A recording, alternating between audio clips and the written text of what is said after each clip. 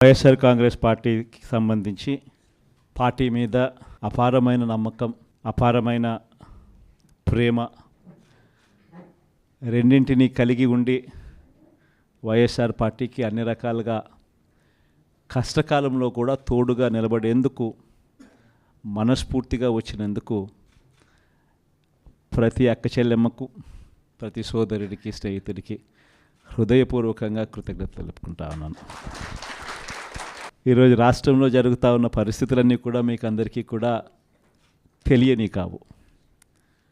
రాష్ట్రంలో జరుగుతూ ఉన్న దారుణమైన పరిస్థితులు ఎలాగున్నాయి అంటే ఇంతకుముందు ఎప్పుడు జరగల. అసలు మనం అధికారంలో ఉన్నప్పుడు ఏ రోజు ఎంకరేజ్ చేయాల. ఎన్నికలు అయ్యేదాకా మాత్రమే రాజకీయాలు, ఎన్నికలు అయిపోయిన తర్వాత మనకు ఓటు వేయని వారు కూడా మనవారే అన్నట్టుగానే ప్రతి అడుగు కూడా మనం అలాగే వేసాం. ఏ స్థాయిలో అలా అడుగులు వేసాము అని అంటే ఏకంగా మనకు ఓటు వేయని వారిని సైతం కూడా వెతుక్కుంటూ వెళ్ళి డోర్ డెలివరీ చేస్తూ ప్రతి పథకం కూడా అమలు చేసాం. ఆ స్థాయిలో మంచి చేసే ప్రతి కార్యక్రమానికి శ్రీకారం చుట్టాం. ఎక్కడా కూడా డిస్క్రిమినేషన్ అనేది ఉండకూడదు, ఎక్కడా కూడా కరప్షన్ అనేది ఉండకూడదు అనే ముఖ్యమైన ఉద్దేశాలతో అడుగులు పడ్డాయి. ఎక్కడా కూడా మనకు ఓటు వేశాడా, ఓటు వేయలేదా, నీ కులం ఏమిటి, నీ మతం ఏమిటి, నీ రాజకీయ అఫిలియేషన్ ఏమిటి అని చెప్పి ఇటువంటి ఏవి కూడా ఎప్పుడు కూడా ప్రస్తావనలకు కూడా రాకుండా అడుగులు వేశాం. నా మొట్టమొదట కలెక్టర్ల సమావేశం కానీ, ఎస్పీల సమావేశం కానీ జరిగినప్పుడు ఆ రోజు నేను మాట్లాడిన మాటలు చూసినప్పుడు ఈరోజు చంద్రబాబు నాయుడు మాట్లాడుతూ ఉన్న మాటలు, ఆయన చేస్తూ ఉన్న చేష్టలు రెండు చూసినప్పుడు ఆశ్చర్యాన్ని కలిగిస్తాయి. ఎందుకంటే మనం ఆ రోజు పంపించిన మెసేజ్, ముఖ్యమంత్రిగా మనం ఉన్నప్పుడు పంపించిన మెసేజ్, న్యాయం ధర్మం అన్నది అందరికీ ఒకటే, న్యాయం ధర్మం కాపాడడానికి మనమంతా ఉండాలి అని చెప్పి ఆ రోజుల్లో మనం మాట్లాడితే ఈరోజు మాత్రం ఎలా ఉంది అని అంటే న్యాయం కొందరికి మాత్రమే అన్నట్టుగా తయారు చేశారు ఈరోజు వ్యవస్థను. ఏ స్థాయిలోకి ఈరోజు దిగజారిన లా అండ్ ఆర్డర్ కనిపిస్తూ ఉందనంటే పై స్థానంలో పైనున్న వాళ్ళు రెడ్ బుక్లు పెట్టుకుంటారు. ఆ రెడ్ బుక్లలో మంచి చేసిన వాళ్ళ పేర్లు ఏదైనా పెట్టుకొని వాళ్ళకు మంచి చేసే కార్యక్రమం జరుగుతుందని అంటే అది కాదు. రెడ్ బుక్లలో ఎవరిని తొక్కాలి, ఎవరిని నాశనం చేయాలి, ఎవరి ఆస్తులు ధ్వంసం చేయాలి, ఎవరి మీద కేసులు పెట్టాలి అనే అంశాల మీద రెడ్ బుక్కులు తయారు చేసుకొని పై స్థానంలో ఉన్న వాళ్ళు రెడ్ బుక్కుల పేరుతో అరాచకాలు సృష్టిస్తూ దొంగ కేసులు పెడుతూ ఎలా ఇరికించాలి అని చెప్పి ఆరాట పడుతూ విధ్వంసానికి పై స్థాయిలో వాళ్ళు పాడుపడతా ఉంటే కింది స్థాయిలోకి వచ్చేసరికి ఎవరెవరి స్థాయిలో వాళ్ళు కూడా రెడ్ బుక్కులు తెరవడం మొదలుపెట్టారు. నియోజకవర్గ స్థాయిలో వాళ్ళు, మండల స్థాయిలో ఇంకొకరు, గ్రామ స్థాయిలో కూడా ఇంకొకరు కూడా రెడ్ బుక్స్ ఓపెన్ చేసి వాళ్ళు కూడా విధ్వంసానికి పాల్పడడం జరుగుతూ ఉంది. ఈరోజు ఎక్కడా కూడా న్యాయం కనిపించడం లేదు, ధర్మం కనిపించడం లేదు.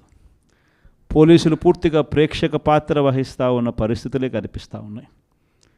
మొట్టమొదటిసారిగా ఈరోజు పోలీసుల సమక్షంలోనే పోలీసులు దగ్గరికి ఎవరైనా కూడా మాకు అన్యాయం జరిగిందని చెప్పి పోలీసుల దగ్గరికి వెళ్ళి కేసు పెట్టడానికి మనం ప్రయత్నం చేస్తే ఎదురు కేసులు మన వారిపై కూడా వాళ్ళే పెట్టే పరిస్థితులకి ఈరోజు కనిపిస్తూ ఉన్నాయి.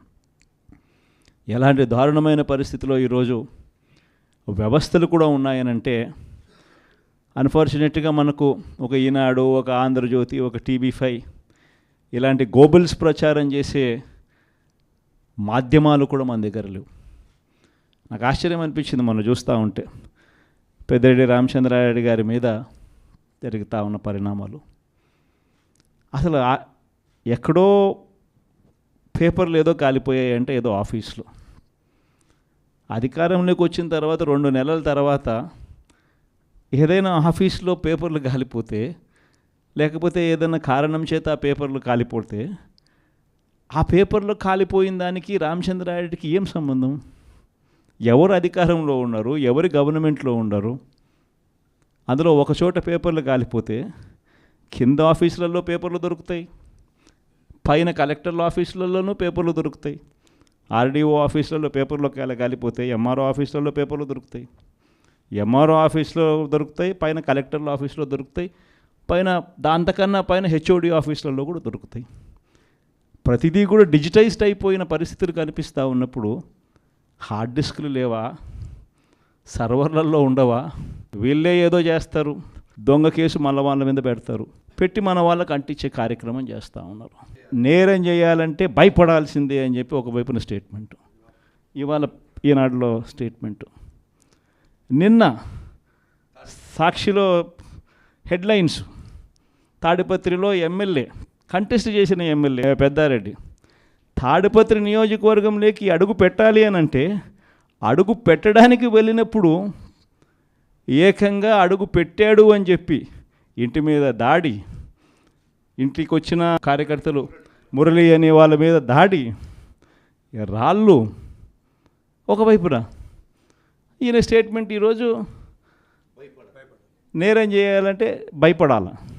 మరి ఒకవైపున కాంట్రడిక్షను, ఒకవైపున భయాందోళన ఆయన క్రియేట్ చేస్తూ ఉన్నాడు, మరోవైపున స్టేట్మెంట్లు ఆపోజిట్గా ప్రజలను మభ్యపెట్టే స్టేట్మెంట్ను మళ్ళీ ఈనాడు క్యారీ చేస్తుంది. అంటే పద్ధతి ప్రకారం భయాందోళన క్రియేట్ చేయడం, పద్ధతి ప్రకారం ఈనాడు, ఆంధ్రజ్యోతి, టీవీ5, చంద్రబాబు నాయుడు వీళ్ళంతా కలిసి మళ్ళీ ఏమి జరగనట్టుగా మళ్ళీ వీళ్ళు రివర్స్ కథనాలు మళ్ళీ రాయించడం, ఇవి జరుగుతూ ఉన్నాయి. ఇలాంటి పరిస్థితుల్లో నిజంగా ప్రతి కార్యకర్తకు కూడా, ప్రతి నియోజకవర్గంలో కూడా ఈరోజు మీ అవసరం చాలా ఉంది. ఎందుకనంటే కోర్టుల దృష్టికి, న్యాయస్థానాల దృష్టికైనా కూడా ఏదైనా మనం తీసుకొని పోవాలి అని అంటే ఇనిషియేటింగ్ ఎక్కడో ఒకసారి జరగాలి. కాబట్టి మీ అందరితో కూడా నేను ఒకటి చెప్తా ఉన్నా, మీరు చేయబోయే పాత్ర చాలా అవసరం. అందరం ఒక తాటి మీదకి వద్దాం, ఒక తాటి మీదకి వచ్చి అందరం గట్టిగా యుద్ధం చేస్తేనే ఈ తెలుగుదేశం పార్టీ చేస్తూ ఉన్న అన్యాయాలను ఎత్తి చూపగలుగుతాం.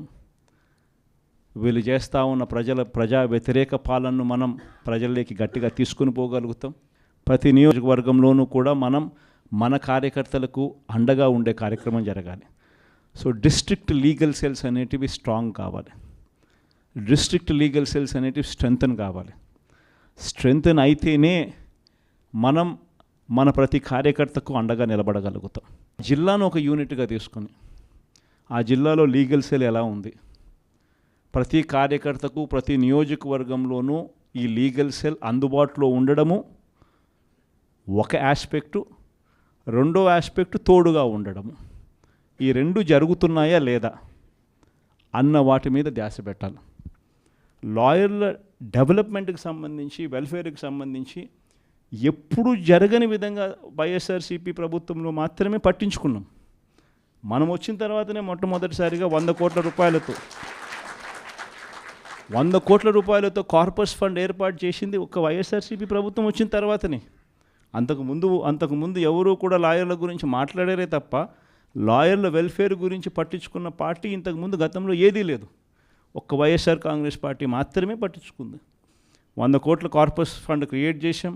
కార్పస్ ఫండ్కు సంబంధం లేకుండా కొత్తగా వృత్తిలోకి వచ్చే లాయర్లు 3 ఏళ్ల పాటు వాళ్ళ వృత్తిలో వాళ్ళు స్టెబిలైజ్ అయ్యేదానికి వాళ్ళకు కూడా అండగా ఉంటూ, వాళ్ళకు కూడా 6 నెలలకు ఒకసారి 30,000 రూపాయలు ఇచ్చే కార్యక్రమం, ప్రతి నెల 5,000తో లెక్కేసి మనం వచ్చిన తర్వాతనే ఈ ఇనిషియేటివ్స్ జరిగినాయి. ఇంతకుముందు ఎప్పుడూ జరగల. మనం కూడా యంగ్ పార్టీయే, మనం కూడా లీడర్ దగ్గర నుంచి మీ వరకు కూడా అందరు కూడా యంగ్స్టర్సే. మనం కూడా ఇంకా ఎదగాల్సింది చాలా ఉంది. కొన్ని ఇంకా సంస్కరణలు, ఇంకా కొంచెం రిఫార్మ్స్, కొన్ని ఇంకా మంచి పాఠాలు ఎక్కడైనా కూడా మనం నేర్చుకోవాల్సినట్టు ఏదైనా ఉంటే కూడా తీసుకుని అవి కూడా మనం అలవాటు చేసుకుని ఇవన్నీ కూడా మార్పులు చేసుకుంటూ ఇంకా కొంత మనం ఆర్గనైజేషన్ మీద ఫోకస్ పెట్టి ఇంకా కొంత దగ్గరగా వెళ్ళే కార్యక్రమం చేద్దాం. ప్రజలకు, నాయకులకు, జిల్లాలో ఉన్న ప్రజలకు, జిల్లాలో ఉన్న నాయకులకు, జిల్లాలో ఆర్గనైజేషన్ పెరిగేట్టుగా అడుగులు వేయాల్సిన అవసరం ఉంది.